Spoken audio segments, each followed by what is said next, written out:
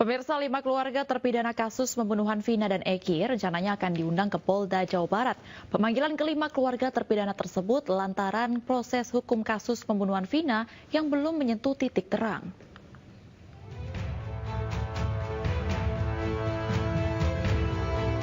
Proses hukum kasus pembunuhan Vina Arsita Dewi dan Muhammad Rizky alias Eki masih bergulir dan belum menyentuh titik terang.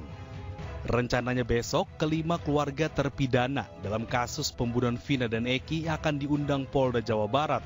Selain itu, keluarga 5 terpidana yang divonis umur hidup meminta bantuan hukum pada Peradi demi mencari keadilan.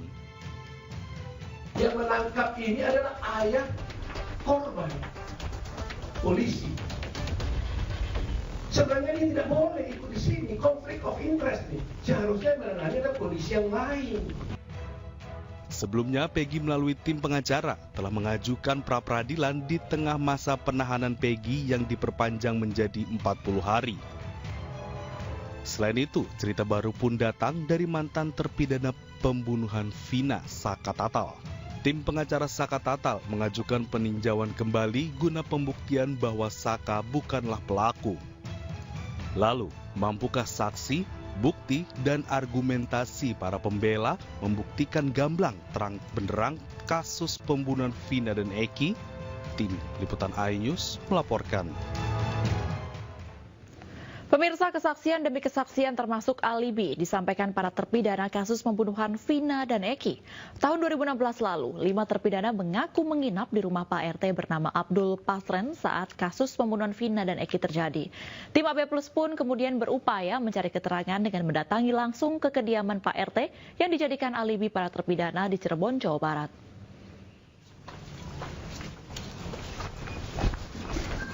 Assalamualaikum Pak Pasren. Assalamualaikum. Bawa HP. Kami komunikasi lewat mana enaknya ya? Tapi Teteh, mohon maaf, anaknya ya? Iya. Anaknya Pak RT? Iya. Oh. Langsung aja ke Polres. Oh gitu. Siapa tahu barangkali Pak RT-nya mau bicara sama kita sih, Teh, gitu. Dia pergi. Bisa, maaf. Tapi Pak RT udah nitip itu juga kalau ada yang nyariin. Oh, nitip juga begitu. Iya, nggak bisa kasih kita. Kemarin masih ada yang wawancara kayaknya kemarin. Sama sekali kita dari media banyak, jujurnya banyak kesini. Cuma kita nggak ngasih keterangan apapun. Oh gitu. Tapi bener Teh, anak-anak itu suka nongkrong di rumah ini ya? Enggak. Para pelaku itu? Enggak. Yang katanya ditangkap juga pas lagi nongkrong dekat sini katanya, bener. Orang tahu gitu, soalnya saya waktu kejadian masih di Jakarta. Oh. Ya udah. Maaf banget ya Mas ya. Oke. Yang kita mau ngobrol sama Pak RT-nya. Minta keterangan kalau mau sih. Nggak bisa ngasih keterangan apa-apa di sini. Gitu. Ya udah. Misalkan untuk keterangan juga nggak bisa. Makasih ya. Ya. Jelang pra-peradilan Senin pekan depan, kuasa hukum Peggy akan melaporkan ke penyidik hingga ke hakim dan juga ke Mahkamah Agung dan KPK. Penyidik dan hakim yang akan dilaporkan merupakan mereka yang memegang kasus ini 8 tahun silam. Pelaporan dilakukan agar pra-peradilan Peggy berlangsung dalam pengawasan ketat. Kuasa hukum yakin jika Peggy tidak bersalah dan hasil pra-peradilan akan membebaskan Peggy dari tuduhan polisi. Sementara pelaporan ke KPK dilakukan agar tidak terjadi kasus suap selama penanganan kasus Vina.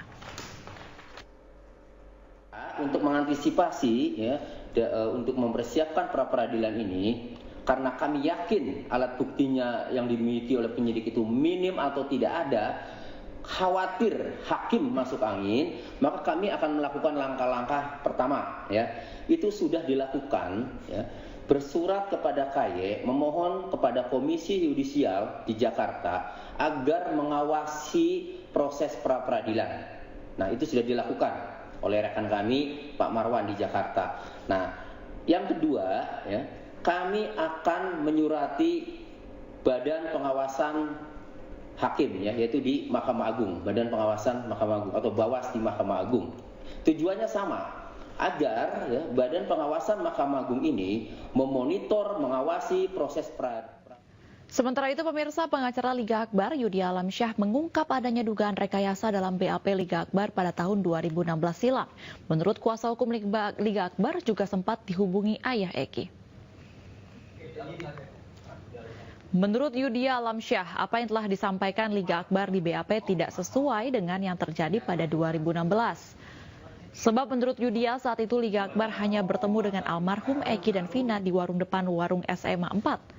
Yudia juga menyebut Liga sempat dihubungi oleh ayah Eki, Ibtu Rudiana. Ada di tempat, nah, sehingga Liga Akbar juga tidak bisa berpikir panjang dalam kondisi seperti itu. Makanya BAP itu sudah dirangkai oleh penyidik, ada tekanan seperti itu, alhasil ya tidak ada pilihan lain untuk Liga Akbar untuk menandatangani berita acara pemeriksaan tersebut. Bisa dikatakan bahwa ini adalah sudah rekayasa dari awal, Pak, atau seperti apa? Ya, kalau dilihat dari kronologis ya, bahwa penyidik juga sudah merangkai cerita itu yang disajikan dalam BAP yang harus disetujui oleh Liga Akbar. Sedangkan Liga Akbar sendiri sudah membantahnya dan menolak beberapa kali, akan tetapi penyidik dengan ancaman ataupun penekanan bahwa ada orang yang melihat di situ terhadap Liga Akbar, sehingga sampai dengan akhir BAP itu ya Liga Akbar menandatangani BAP tersebut. Pemirsa, Liga Akbar, saksi kunci kasus pembunuhan Vina dan Eki, membeberkan fakta baru. Liga Akbar menerangkan dirinya diminta bertemu almarhum ayah Eki, Ibtu Rudiana, pada 1 minggu usai kejadian pembunuhan Vina dan Eki untuk mencari tahu informasi terkait Eki sebelum kejadian.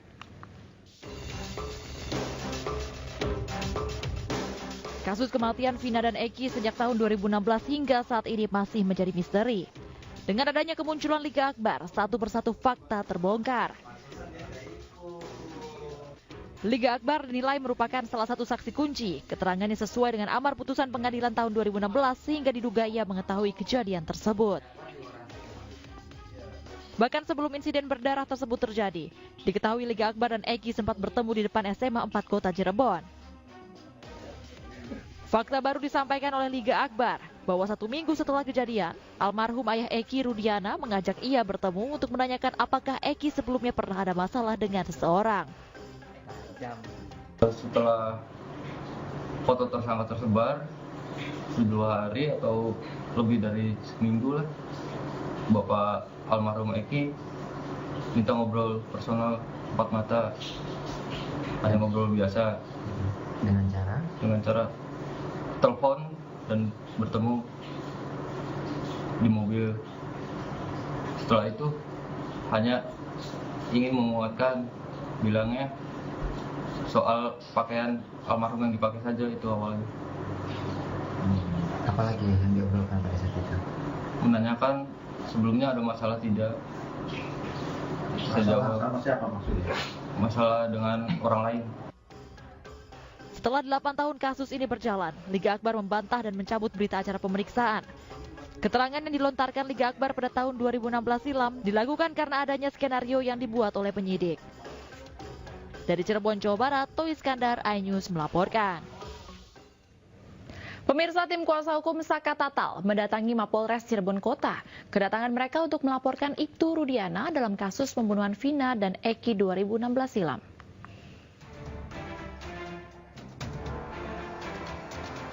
Kedatangan para advokat yang dipimpin Farhad Abbas ini bermaksud melaporkan Ibtu Rudiana, ayahanda Eki, yang menjadi korban pembunuhan 2016 silam. Pelaporan dilakukan lantaran Ibtu Rudiana dianggap mempengaruhi sejumlah saksi yang berimbas tidak sesuai dengan fakta yang dialami para saksi sebenarnya.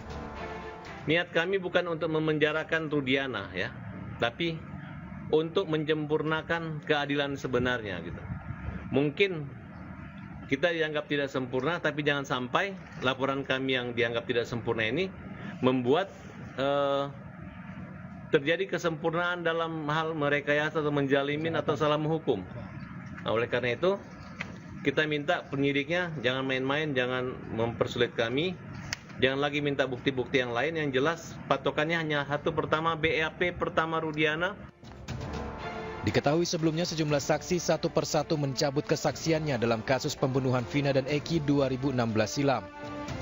Orang-orang yang telah mengambil nyawa anak saya bisa segera terungkap. Ayah almarhum Eki, Ibtu Rudiana, hingga saat ini belum memberikan tanggapannya mengenai hal tersebut. Dari Cirebon, Jawa Barat, Miftahuddin, iNews melaporkan.